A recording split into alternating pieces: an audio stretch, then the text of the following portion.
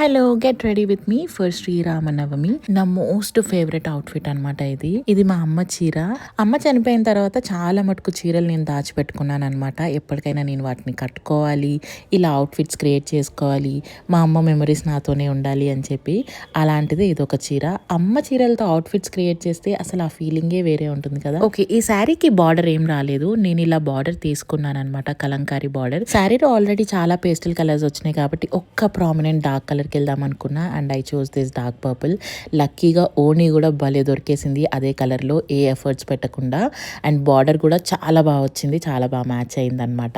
And jewellery విషయానికి వస్తే ఇది అవ్యత క్రాఫ్ట్స్ నుంచి తీసుకున్నాను. నేను అడిగిన వెంటనే ఇమీడియట్గా ర్యాపిడో చేసి పంపించారు. దీని మీద కుందన్ జ్యువెలరీ అయితేనే బాగా సెట్ అవుతుంది అనిపించింది. Thank you so much for sending this. And ఈ బుగాడి కూడా పంపించారు, నేను for the first time try చేయబోతున్నాను. Thank you so much for this little surprise. చాలా మంది స్టోరీ పెట్టినప్పుడు దాని లింక్ అడిగారు, నేను తన పేజ్ కింద ట్యాగ్ చేస్తున్నాను, please check it out if you are interested.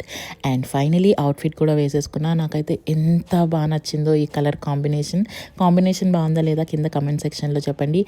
For the first time నేను బుగాడి ట్రై చేసా, I just loved it. And అత్తమ్మ అన్నారు చంద్రహారం కూడా వేసుకో, ఆ వింటేజ్ లుక్ వస్తుంది, బాగుంటుంది అని అన్నారు. సో చంద్రహారం కూడా వేసుకున్నాను అనమాట. You guys stay tune for the final reveal.